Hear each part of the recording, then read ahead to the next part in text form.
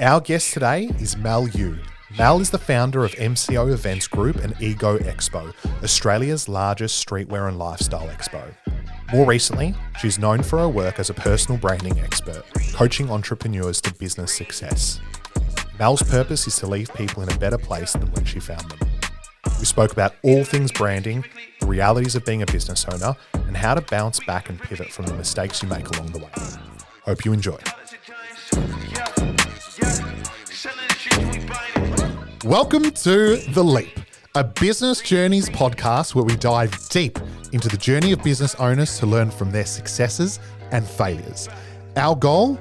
It's a simple one, to help more businesses succeed.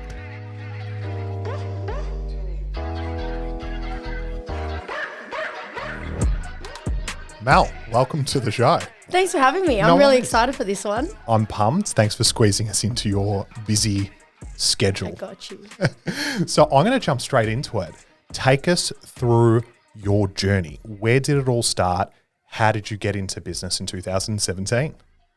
This is so forward. I love it. This is The Leap. It's called The Leap. So we'll go straight to The Leap.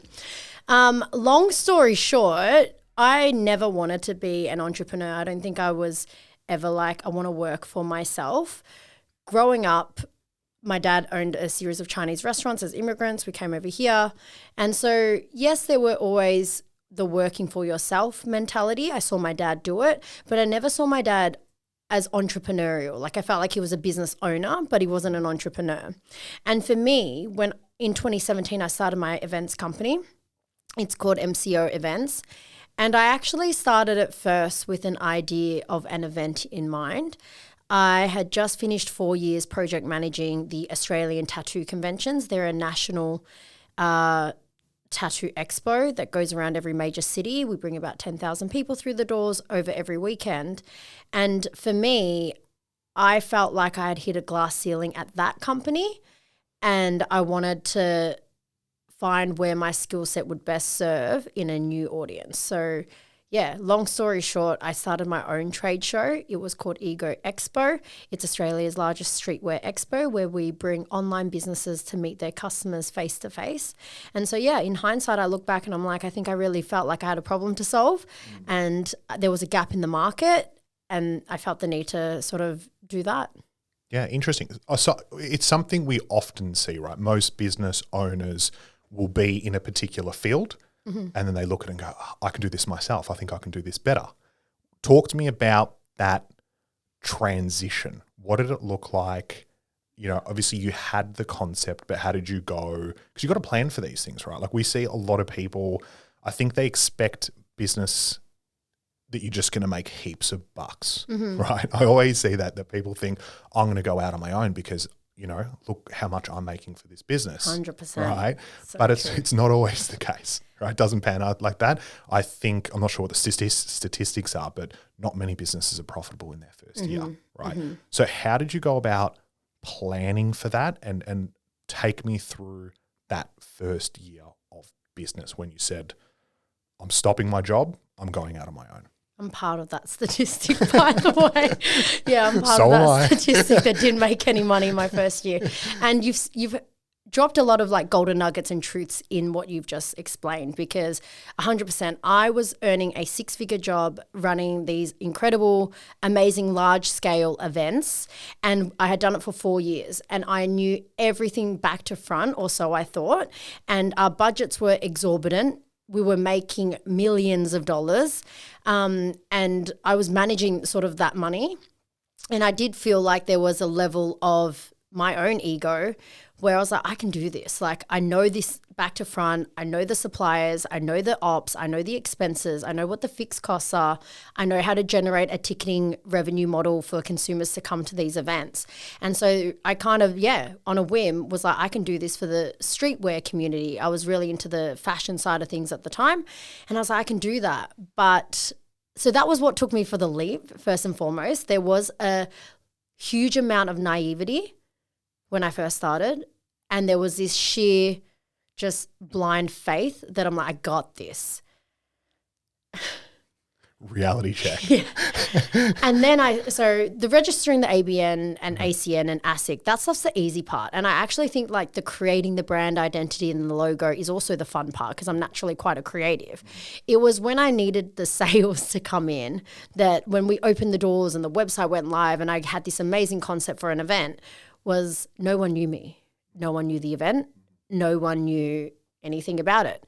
And so I started door knocking, literally, just cold DMs, cold emailing about this concept. And when people were interested, they'd write back and say, how long, like show us sort of your pitch deck, show us the numbers of foot traffic, all this amazing stuff where I had nothing. We didn't even have proof of concept. So all of our visuals and imagery was kind of just like other people's events and imagery because it was all stock images because we hadn't actually physically had an event. And so we really relied on, I think the first year, people just loved my energy, I think, my authenticity, and they trusted me to make those sales. So I was like selling a unicorn at the time. We had nothing. I was like, no floor plan, no numbers, no figures, but like 5,000 people are going to come through these doors. And I really felt that though. I was really convicted in my vision to bring those first round of clients through.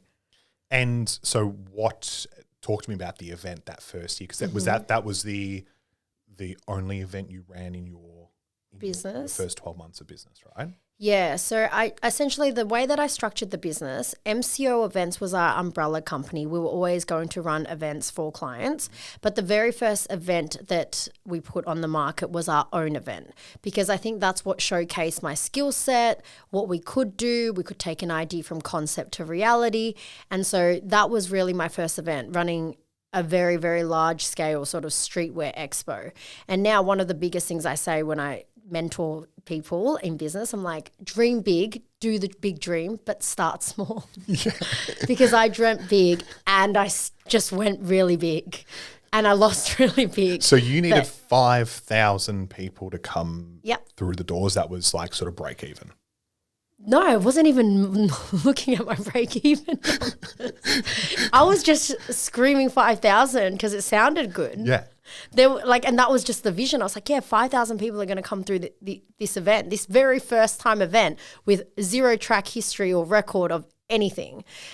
Because we had pulled 10,000 for the tattoo shows. I was like, I'll just halve that and be pretty conservative. Easy. That sounds about right. Yeah. You know, I literally just guessed. And then the reality hit.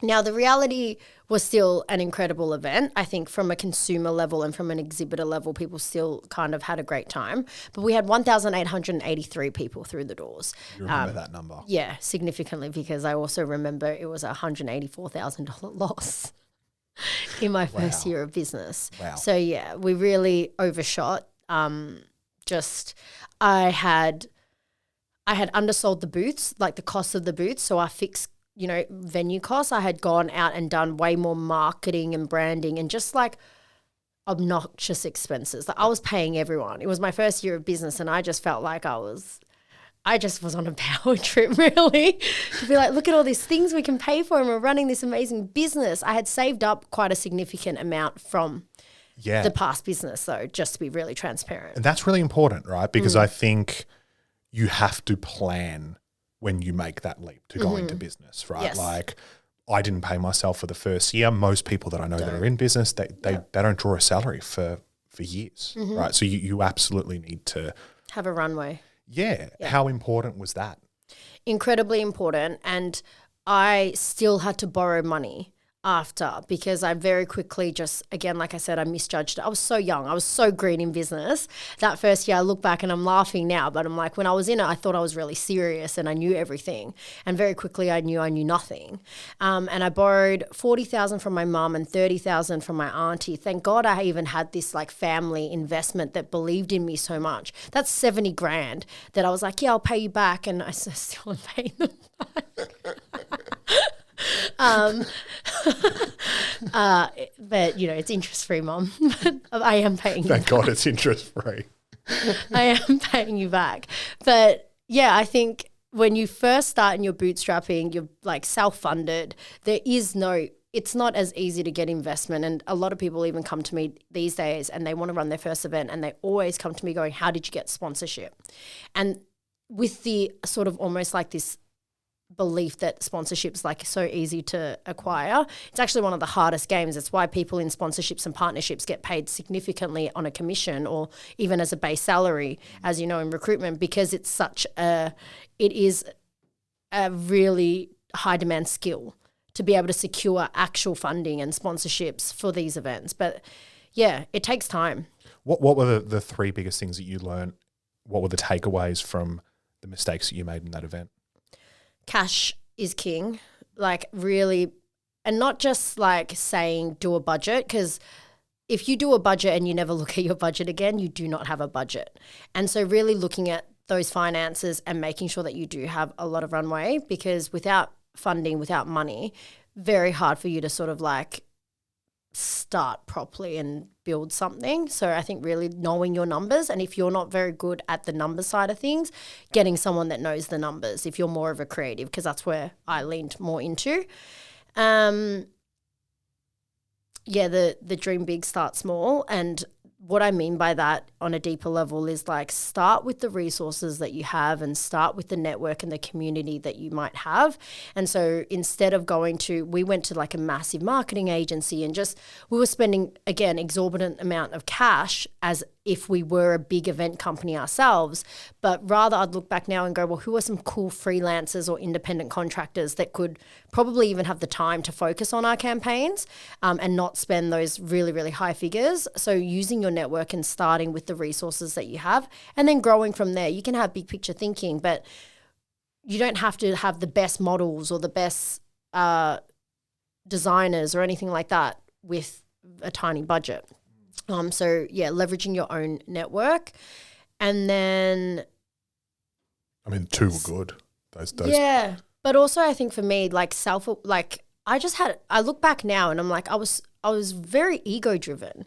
Now I've got a much failure or like, epic sort of losses and challenges really humble you. Yeah. I'll tell you that much. But in that first year, I just felt like you need this balance of that naivety or that almost arrogance, like I can do it.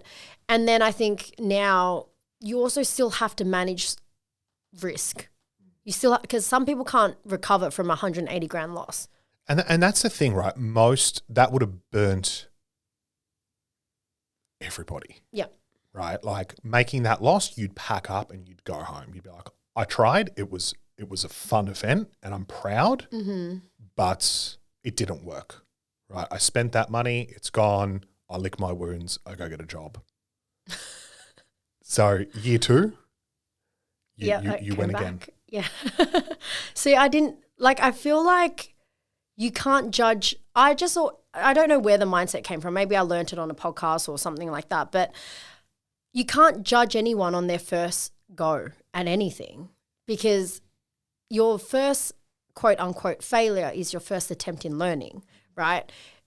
I don't know many people that just rise to greatness in their first year. So that's kind of how I really took it. Like the hit hurt, but I'm like, there was just a fight in me that was like, I have to do this again and do it properly now with all the evidence that I learned from the first year.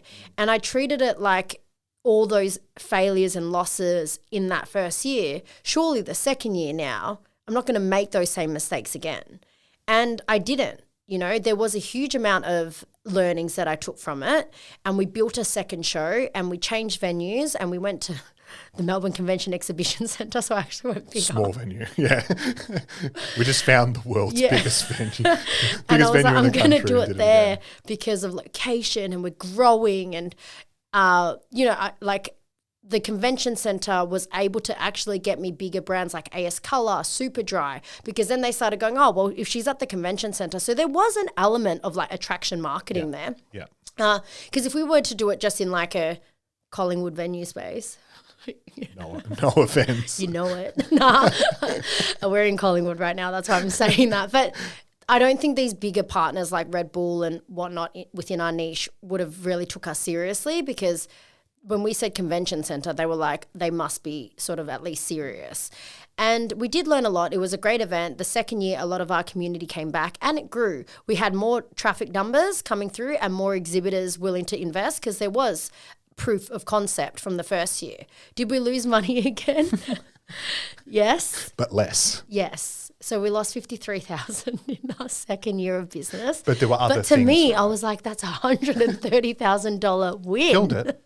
Yeah. Nailed it. But your name was out there, right? Yes. So you were now getting, there were other 100%. opportunities coming up. You were running events for other people. Correct. Yeah. Yeah. So as a byproduct of that, MCO events started getting corporate clients in. So we started getting recognized for our shows. It's where even now our portfolio, we have a tattoo expo, we have a car show, we have a lot of large scale sort of events. And so the Mel Yu brand was kind of getting built just from seeing me do Ego, this streetwear expo that we were creating. When did you start to tap into that Mel Yu personal branding piece? When did you recognize that that's something that you were working on or that you should be working on? So I didn't recognize that personal brand was even a thing. Like showing up on social media and building a reputation or a name for yourself, I didn't actually have the conscious awareness as I was building it. Now with hindsight, I've been building my personal brand for over 10 years. And I say that because I have been featured in articles, write-ups, and showing up online consistently for the last 10 years. But now this word personal brand sort of as we enter 2024 has, I find, really become a buzzword, and everyone's talking about personal brand, but it's like, what is that?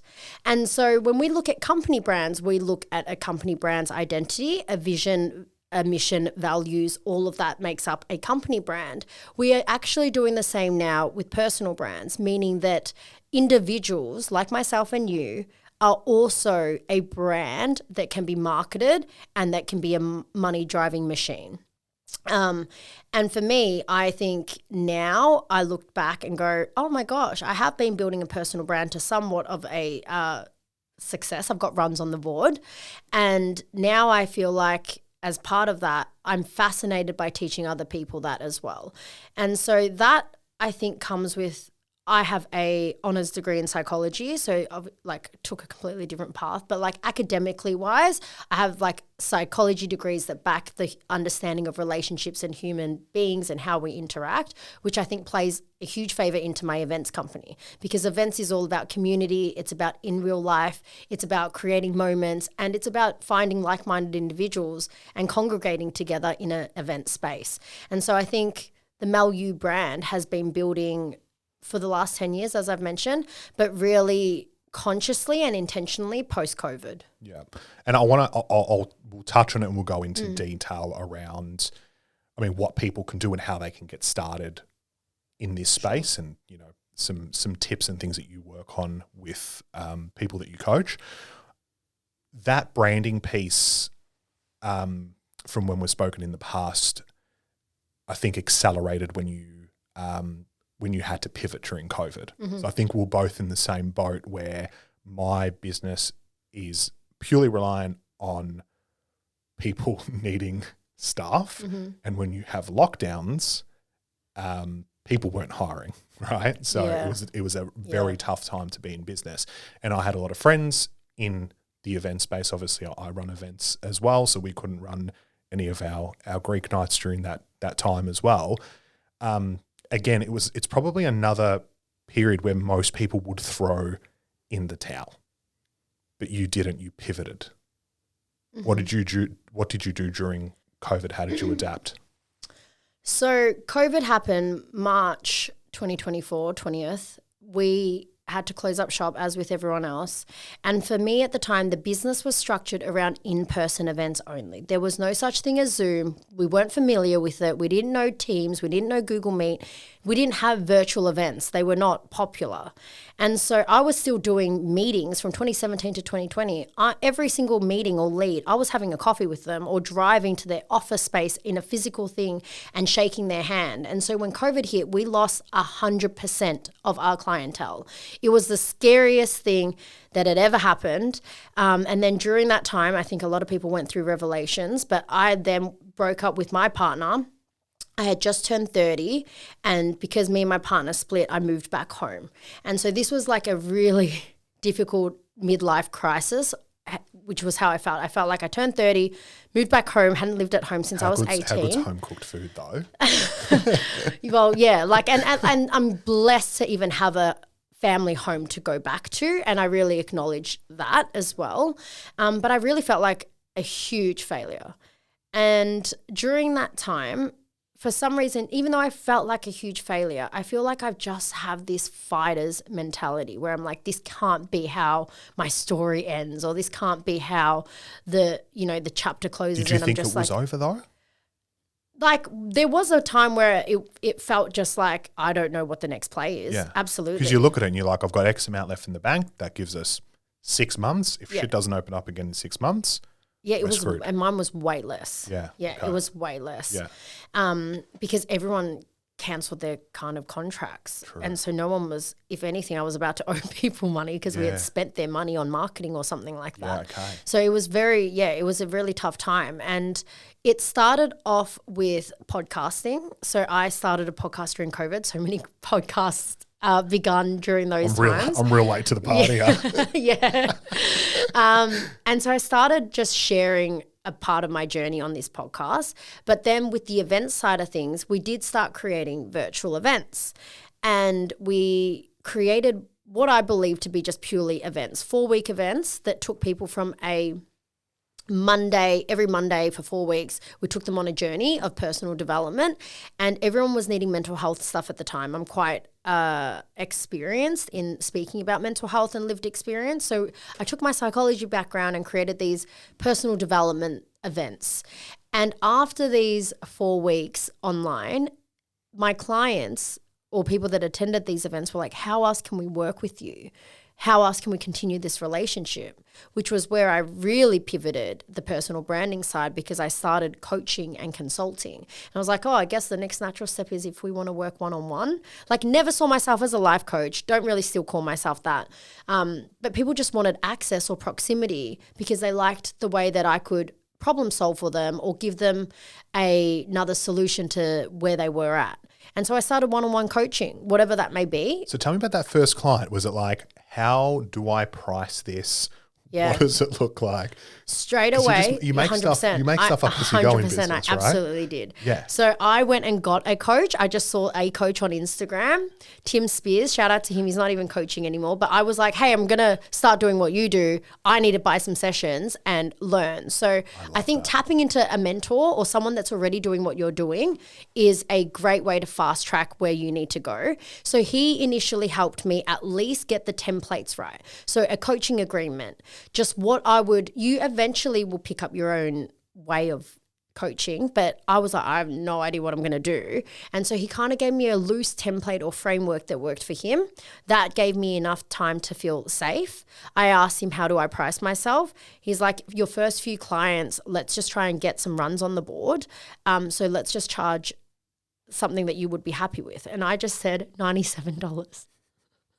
I would be happy. Like a month? Or just like a session. I was like, it was still during COVID, all right? And I was like, $97 an hour. That would be amazing for me. I'd be so excited at $97 an hour, which, by the way, is probably, more than what a 9-to-5 would get at absolutely $40 or $30 odd dollars an hour.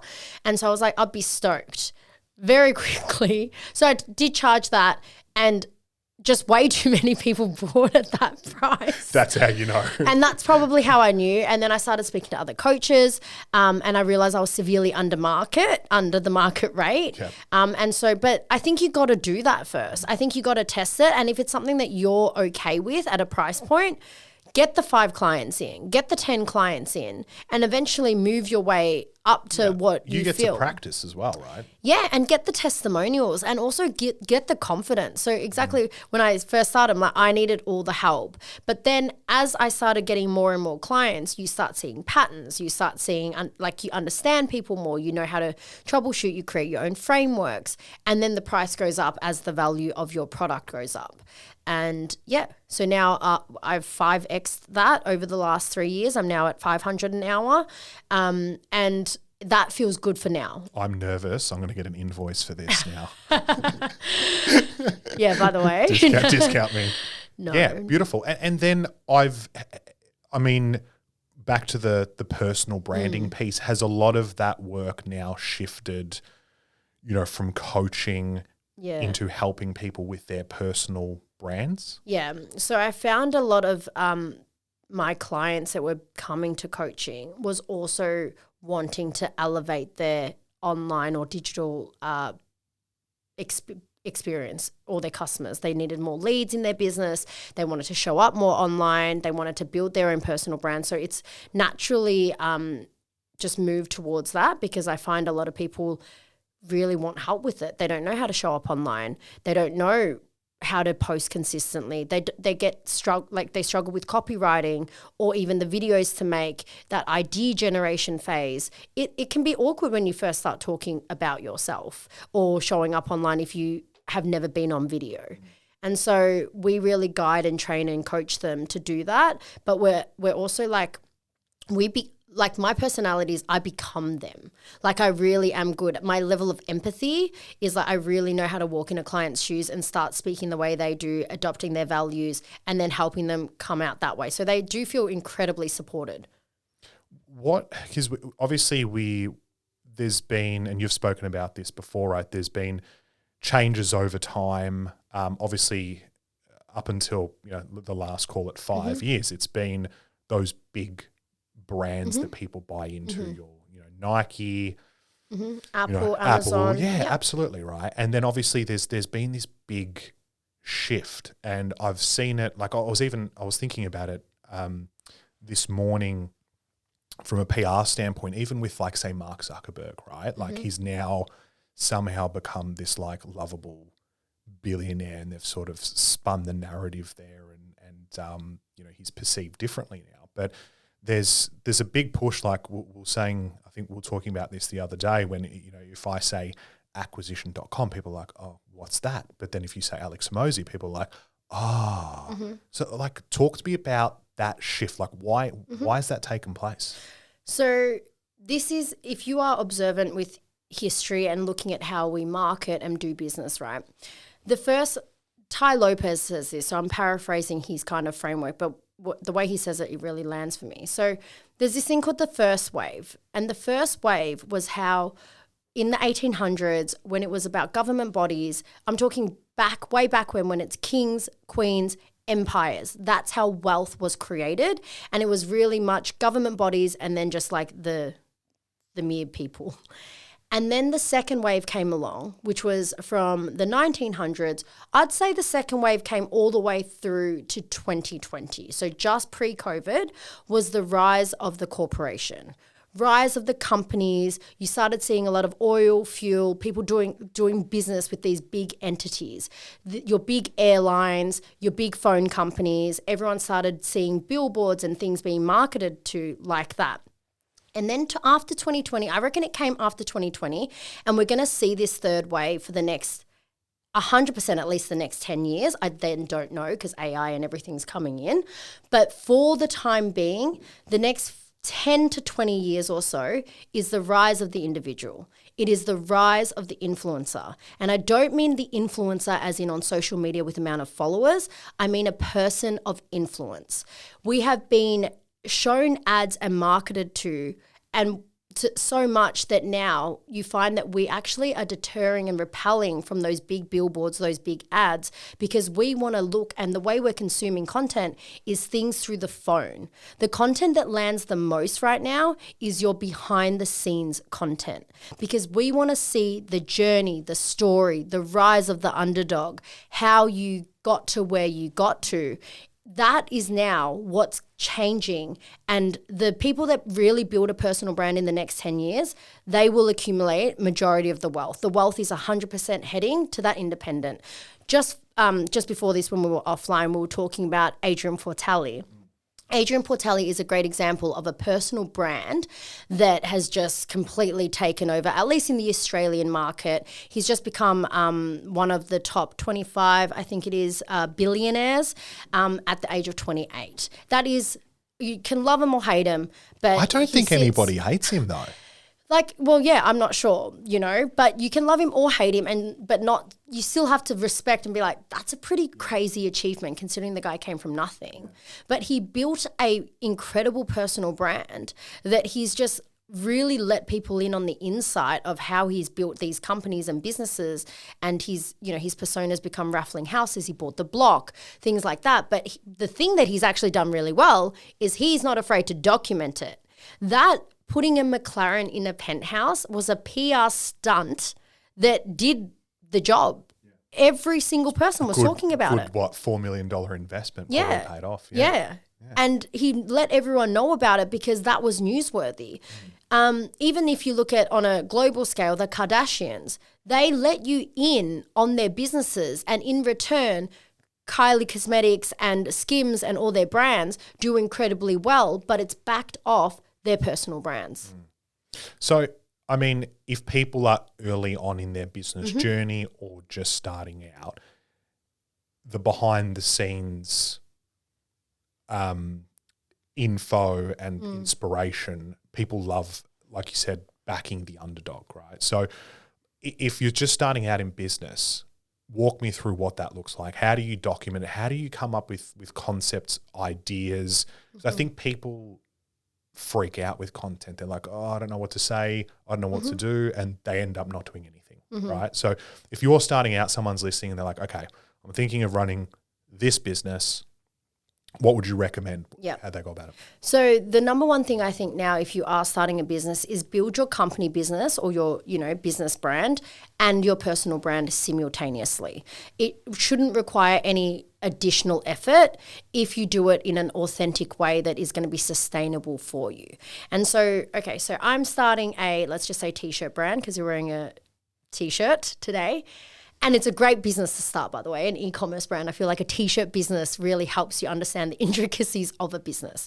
But you build that t-shirt brand, and at the same time, you build the Nathan brand that's building that, okay? And so you can just document it, because if you document rather than being an expert, you're not actually being a fraud. You won't have imposter syndrome, because all you're showing is like, hey guys, I'm going to take you on this journey. I don't know what it's going to look like. It's probably going to get pretty messy, but I'm going to bring you on that and let's just see where it goes. That to me is so much more aligned, because I'm not trying to be anything that I'm not. I'm not jumping on camera and doing a direct talking head video about the 3 things that I recommend you to do on building a t-shirt brand, because you haven't done it yet.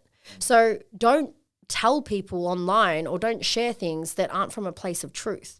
If you talk from a place of lived experience, people get that. People see it, people feel it, and they're along the ride with you. And whether you succeed or not, you're taking them on that journey, and they're going to become more and more immersed in sort of you building that. And so when I say document it, document like the grind, document the searching up online, the Alibaba samples, document when the sample comes, and just letting people in on that insight. Watch how social media is amazing, because it's a free platform for one, but people become actually invested in it. They talk and share about it. Someone else might DM and give you another insight or a contact. People are always watching and seeing. And so you don't even know where that next contact or network is. But if you don't show up and tell people what you're up to, we can't even help you, because we just weren't aware. Yeah. But it's scary, right? But yes, I think once you start, it's like everything. It's not as scary. Once you actually start doing it, it's not that scary. It's scary because you've never done it before. You're shit at it because you've never done it before. And so when I first started the podcast, I just in my head was like, the first 10 episodes are going to be crap. Like I had to be okay with that. And I listened to the first 10 episodes and they're crap. Well, this is episode 3, so. Great. No, well, you're off to a great start, because you've got all the bells and whistles, You've got an amazing content team behind you. This is a beautiful studio space. We went with the premium option. You really premium did. Package. My podcast, I started with a milk crate and a laptop and me sitting on the floor in my bedroom. But both work. I think you just meet people where you're at. I think you learn lessons along the way, right? Like, obviously at the start you need to be very careful with your money, right? Like from my perspective, didn't pay myself a salary. I was very conservative, did things manually. Then you get to a certain point and you're like, okay, this is how much I value my time, right? This is what I can make in an hourly rate. I'm better off outsourcing 100%. this than trying to work out how to edit videos. It'll take me 10 hours and then I'm not actually working on But the you're things that also bring doing money. your zone of genius now, but you also you've done sort of the grind, I'm sure, because we're here now kind of with a level of self-awareness and going, hey, this is what I'm really good at, and I'm going to delegate the editing of the podcast to someone that's really good at that. Absolutely. Yeah. Take me back. We'll talk. I just wanted to touch on something. I guess when we met through Cub, obviously connected, added you on Instagram, and I think 2 weeks later, I think that was when Ego Expo, you decided to not run again and close the doors. For now. We're revamping. FYI, this is the little hidden. This is the little pre-launch. That's the fighter in me, right? I love it. Yeah. Right. Your content is authentic. It's you. That piece has stuck with me because you were vulnerable. For those who haven't seen it, can you walk us through that moment, that video, and how important it is to be truly authentic when you're building your personal brand? Yeah. I'm going back to I'm like taking a breath because the emotions of that was actually quite difficult. And it was, I think it gave me courage as well to do this, seeing people like yourself have those real moments of exposure and recording it and putting it out there to be like, hey, like, not that it was a failure, right? But you're like, it's not working. Because I think social media, it's a highlight reel. We call it that because you can show people what you want to show them. So if you want to show them the Lamborghinis and the watches and the private dinners, that's what people are going to see. And that's amazing because it can, I don't know, people say it motivates people, inspires people, great. I also think that there's a level of like, hey, it's not all as it seems, because I had just backed off and finished a 2-day expo and I was sitting in a rented van because we had hired all of trestle tables and things for events. But I rent a van off Uber car and I was sitting there in an empty van on the Monday, and I was just I had already gone through so much turmoil and emotions during the event. During the event, it's game time for me. So there's a level of I do have to have a poker face because I have to lead. I'm open, I'm operational. I have 60 brands that need my attention and customers and staff. Everyone depends on me as the show owner. So I did have to have a brave face. But in that video, I also talk about the Saturday night after day one, I went home and just fetal position cried in my partner's arms, who held me, and I said, I can't go back tomorrow. We're in the middle of a full-blown expo and I'm like, I can't show face tomorrow. I'm so done. I am exhausted. I'm tired. I already know that this is the last ego as we know it, and I just don't know how else to do it. Lo and behold, I think we are so capable of hard things. When resilience asks you to show up, you meet it in whatever point in life you do go through. And so then on the Monday, I whipped out the camera and it was just a hit record, and I just kind of almost documented it as like a dear diary for myself, because I felt like all of these emotions that were coming up needed a place to go. And emotion is energy in motion. And so no matter how you are feeling, that emotion has to move through you for you to be able to process things. There's no point bottling up all this like anguish and emotion and fear or whatever it is that you have. If you actually just speak out loud and just say your truth, there's a release in that. Your emotion literally moves through you, and then at the end you're like, I feel a lot better now. I cried in that video. There was a moment of like real tears there because it was really hard. And then I uploaded it and shared it, and it was one of my... Did you second guess when you're like, I'm going to post this, or? Not really, because I think for me, I've always been someone that's like, it's it's easier for people to know my truth than to be someone I'm not. I did it I've done it multiple times. You know, I'm a very wear my heart on my sleeve type of girl, which some people it's not for 100%. People like have an opinion on it their way. But I think when I know my intention, I know my truth, and I know that it's like this is going to hopefully help someone. And it did, you know, it helped a huge amount of people that were feeling the same way when they had to lose their business or grieve a loss of a business that didn't work out. I think we all go through those emotions. But I've been gifted with the ability to articulate how I'm feeling and to also be able to let go of the fear and show up online. And so I feel like that it would be a shame if I didn't utilize that gift and share my message, because some people write back and go, I don't have the words, but you gave me the words, or I didn't have the courage and I did watch this video and found the courage to show up. Like that doesn't have an ROI. That's just like, that feels right.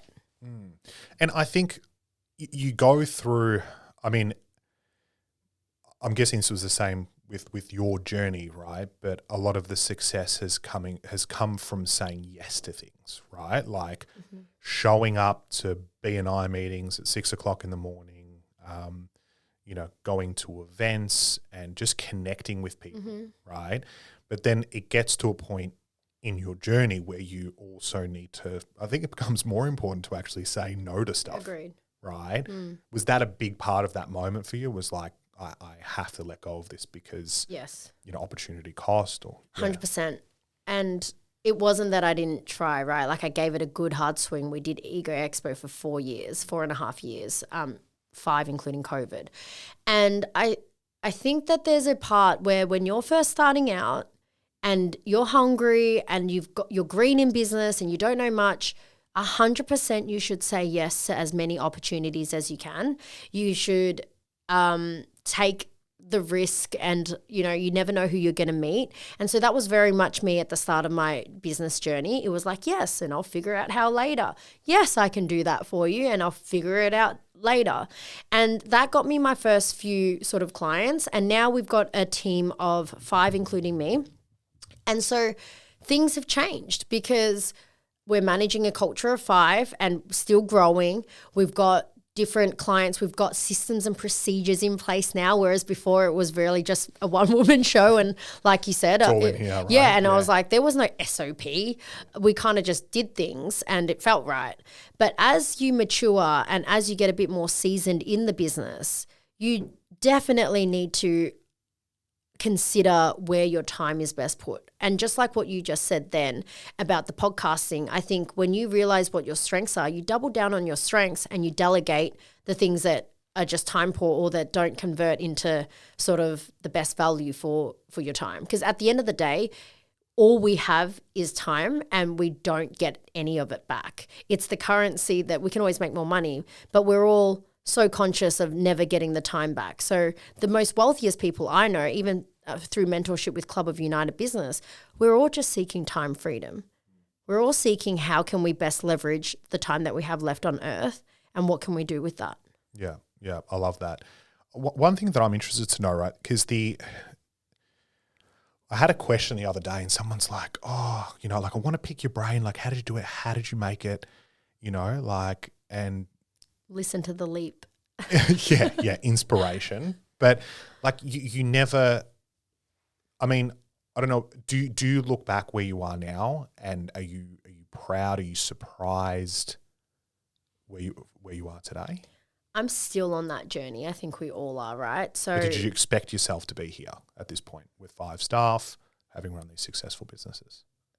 I want to say yes, but I still feel like I'm behind. I don't know if entrepreneurs ever feel like, yes, everything's just amazing. I do still feel like, because I've got big visions and big dreams. So I'm not there yet, but I'm always grateful. So yes, I like always look back and there's a time in my life where Mel 2 years ago would be just flabbergasted that I'm here now having this conversation with you.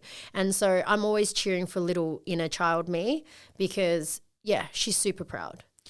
I always feel like I feel now like the bigger we get, the higher our expenses Yes. are and our break-even point is, I still shit myself. Like every single week, every single month, I'm like, oh my God, that number's big, right? Now I know the behaviors, I know what needs to happen to generate the business, what levers to pull, but I still get scared and there's more responsibility now, right? Do you feel like that? Do you still get scared? Like, do you still worry? Thank you for sharing that, because that humanizes you and then makes me feel like, oh my God, I'm not the only one that's shitting bricks every day when we have to lead. Because I think the moment that I had the girls like employees, my responsibility just like everything shifted, because I'm like, there are people's livelihoods that depend on me. Yeah, I'm like, when did I have so much responsibility?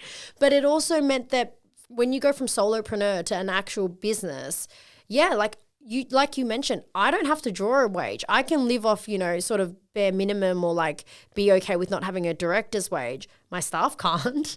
Like they really and this is their income. And so 100%. And I think as we grow, the more responsibility we have. And so being a number one in business is incredibly hard. Like it is so hard. Business is one of the hardest things, and we are psychopaths for choosing this line of work. It's like lighting yourself up on fire willingly every single day. Yeah. And so, from business owner to business owner, I'm like, respect. Yeah. And it's this misconception as well that, like if you ask people and you try and you dig a little bit deeper and you're like, oh, why do you want to be a business owner?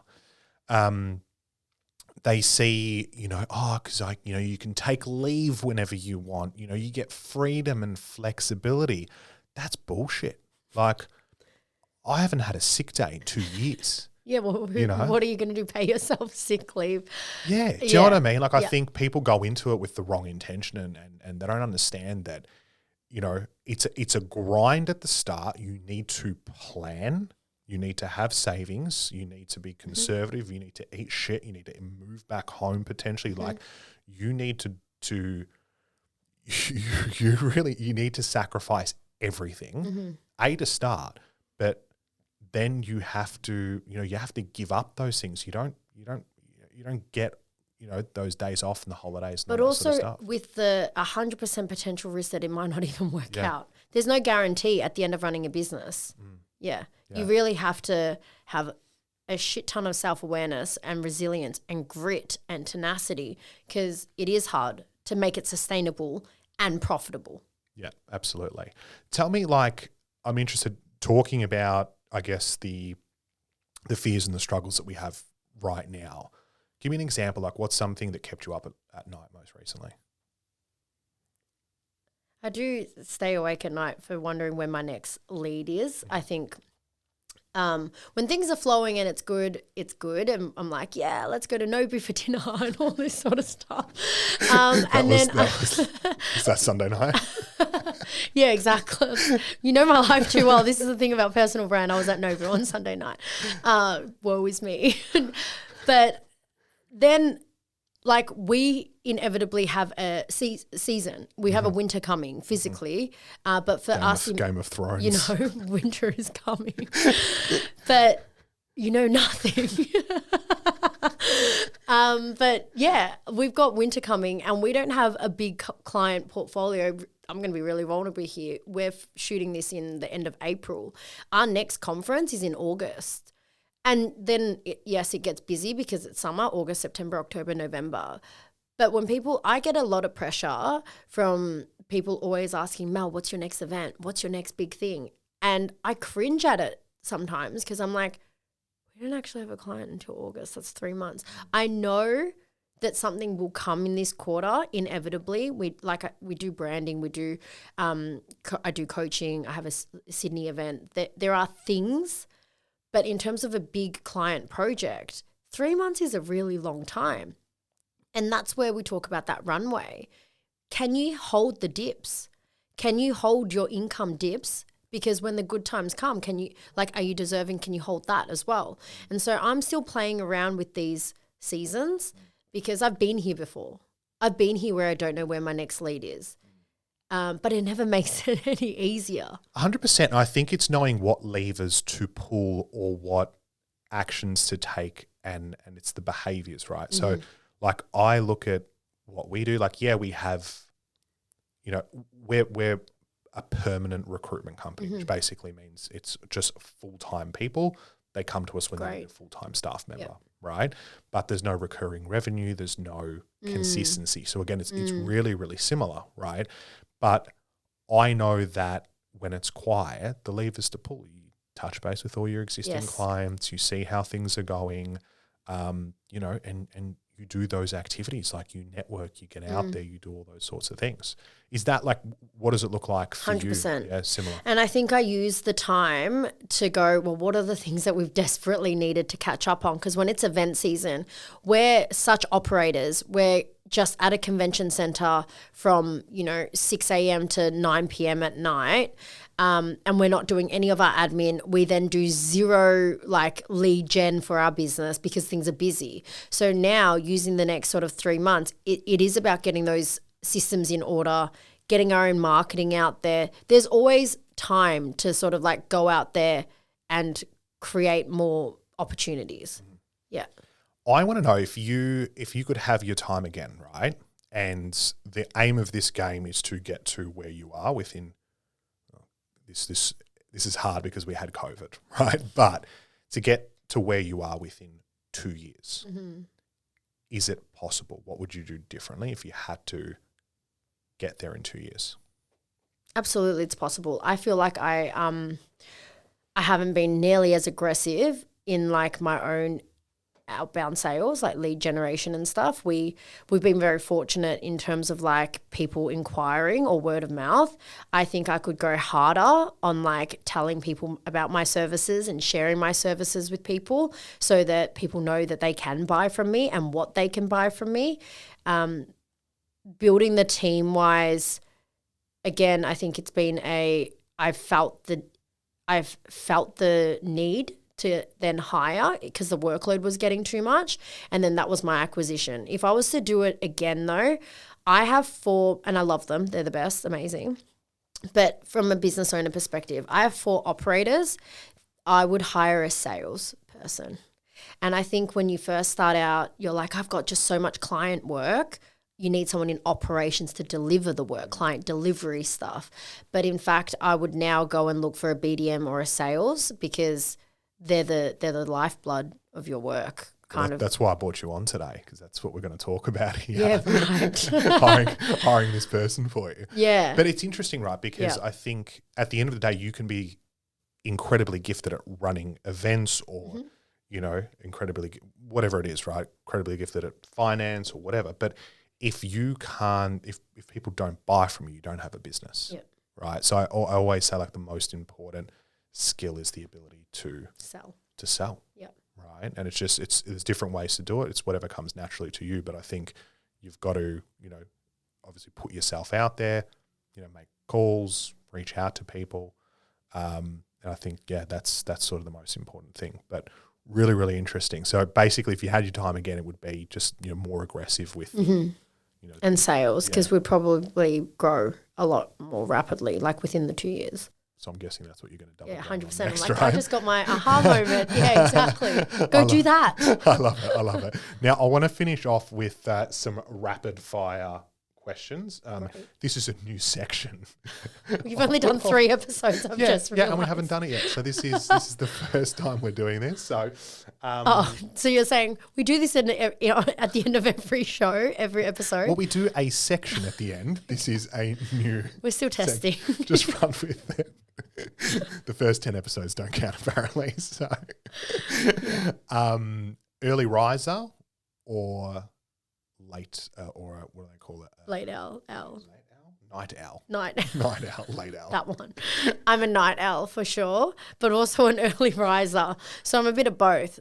But I find the most am I meant to just answer one word? No, you can. Do I elaborate on my answers? Go for it. I think you've changed recently, right? Have you been pushing to be an early bird? Yeah, I have. Yeah. Well, I was late to this podcast. Night owl though, because I find the hours between 9 to 5, I'm normally like, life is crazy. I'm in meetings. My phone doesn't stop ringing. Everything's just crazy. It's that evening where I know no one's working, like, or, you know, no one's bothering me, and I can really catch up and get stuff done. It's where my mind just happens to have the most clarity. So I deliver the best proposals during those evenings of sort of like silence and the world's quiet and I'm just, beautiful, executing. What book has had the biggest impact in your life? Atomic Habits, James Clear. Nice. I love the idea of like habit stacking. It's what I've kind of just started doing since I read his book. I found it really palatable and easy to sort of understand. And then another one would be, what is it? You only get one. I'm sorry. Okay. I'm joking.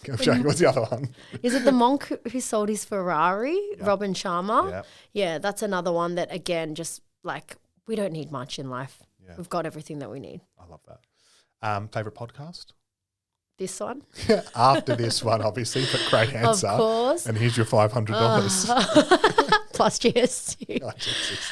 I am loving both the Hermosies. I listened to The Game by Alex and I listened to Build with Layla. I haven't heard Layla's one. Yeah, it's actually incredible. She's a boss bitch, you'll say bitch. Yeah, she's just I love her way and approach of business. I'm very similar to her in the sense that I really care about people and culture, and I think her values are all about how do we build teams, how do we talk to people, how do we treat people with respect. And I have found that you get away with a lot more with honey. Yeah. That's kind of how I felt, and I've had some really aggressive, macho, sort of like dominant male figures in my life that have done business quite aggressively, and I've just found that for me it's worked way better just being softer. Yeah, I'll have to listen to that. Have they done an episode together? Yeah, heaps. Have they? Yeah, I think so. I'll link you to some. Yeah, all right, cool. Yep. And last question, if you could trade places with any entrepreneur for a week, who would it be and why? Ooh, I'm going to come up with a different answer. I want that first answer now. No, I was going to say either Alex or Layla, just because they're just popping off right now, right? Yeah. They're so relevant right now. But I'd have to go back to, I reckon, Gary Vaynerchuk, purely because I would love to see how he actually maximizes those 24 hours that he has. Because he seems, out of everyone, like an OG entrepreneur, like is Gary V. Like he's just, I don't even know what he does in terms of his day, but it seems like it's just like on point. And I'd love to be a fly on the wall and also hang out with like D-Rock because he's cool too, which is his videographer. I love it. But you know what? He was the first one that I ever heard talk about it. It's like just when you go home, record yourself. Just tell people what you do. Yeah, and he's like, if he looks like crap, if he's at the airport, he's just like, flip your phone and then just start videoing. And it really is kind of that simple. I know it's like, whoa, but it's just so basic. I love it. Yeah. Any last sort of thoughts or advice that you can give to people that you've learned throughout your journey that you want to sort of share? I think be kind. At the most basic of things, like, let's all just have a little bit more compassion for everyone. If we could understand that everyone's going through a battle or something that we just don't know, we can never have full context of someone, no matter how, even your partner or like your kids or someone that you're most close and intimate with, you still do not have full context of how they experience life. And so if we led with just a little bit more compassion and kindness, I think this world would be a really, really amazing place. That's really passionate. I love that. Thanks so much. Well, thanks for coming on. Appreciate it. And look forward to seeing each other next week at Cup Again. Awesome. Thanks for having me. Thanks heaps. Bye. Thanks for listening to The Leap. If you enjoyed this episode, give us a follow, or even better, share it with someone who you think will get value out of it. Big thanks to our main sponsor, Ethos 360 Recruitment. It was actually just us sponsoring ourselves. This podcast has been produced by The Content Engine. We got the remedy. College of Giants. Selling the streets.